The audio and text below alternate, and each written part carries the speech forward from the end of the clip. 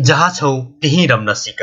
जुन समय तिमीलाई उपलब्ध छ त्यसैमा खुसी हुन सिक। आखिर जिन्दगी दियो जस्तै नै हो, दियो तेल सकिएर मात्र होइन, हावाहुरी चलेर पनि त निप्न सक्छ। जिन्दगी जुनसुकै बेला निप्न सक्छ सधैँका लागि। अनि खोइ कहाँ गए हिजोको गुनासो, खोइ कहाँ गए ती शिकायत, खोइ कहाँ अस्थायी ती झगडा र वैमनस्यताहरू, कहाँ बिलाए घमण्ड र तुजुकहरू। बस आफ्नो कर्तव्य पथमा निरन्तर लागिरह। आफ्नो धरतीमा आउनुको उद्देश्यलाई चिन। चेसका गोटीहरू जस्तै खेलुन्जेल मात्रै हो, त नोकर त मन्त्री म राजा भन्ने। जब खेल खत्तम हुन्छ सबै गोटीहरू एउटै डब्बामा थन्काएर राखिन्छ। जिन्दगी बाँचिराख्दा यो ठुलो यो सानो, यो सफल यो असफल, यो धनी यो गरिब, यो राम्रो यो नराम्रो, जब जिन्दगी समाप्त हुन्छ धरतीका अगाडि सबै एउटै हो। सबै मिल्नु छ एक दिन शून्यमा, मिसिनु छ एक दिन माटोमा। बाँचुन्जेल चाहे अग्लो महलमा बस, चाहे होचो झोपडीमा बस, मरेपछि त न अग्लो चिहान न त होचो चिहान। चिहान सबैको भुइँमै हुन्छ, जहाँ कुनै अग्लो होचोको लेभल हुँदैन।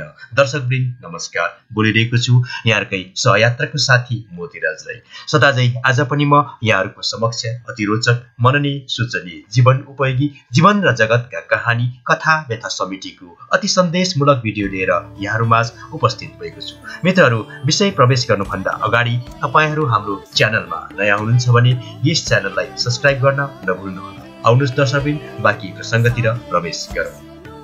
तिमी राम्रो बन्न चाहन्नौ, राम्रो देखिन चाहन्छौ। तिमी इमान्दार बन्न चाहन्नौ, इमान्दार देखिन चाहन्छौ। तिमी सहयोग गर्न चाहन्नौ, सहयोगी देखिन चाहन्छौ। तिमी धनी बन्न चाहन्नौ, धनी देखिन चाहन्छौ।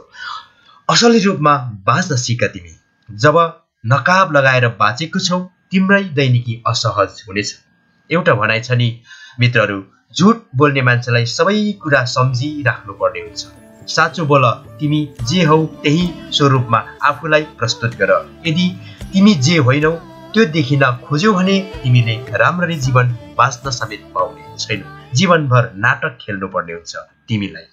आफूलाई दुनियाँको अगाडि फरक देखाएर सम्मान बटुल्नु भन्दा आफ्नो वास्तविक स्वरूपमै जे मिल्छ त्यसैमा बाँच्न सिक्नुस्।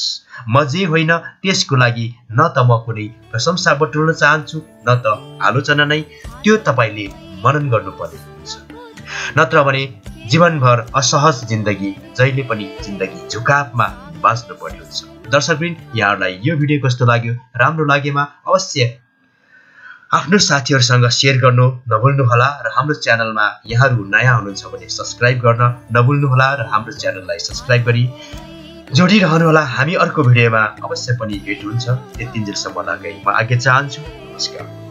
बिब्लियोग्राफी रेफरेन्सको लागि मोटिभेसनल स्पिकर डाक्टर ताराजी प्रति हार्दिक आभार प्रकट गर्दछु। धन्यवाद।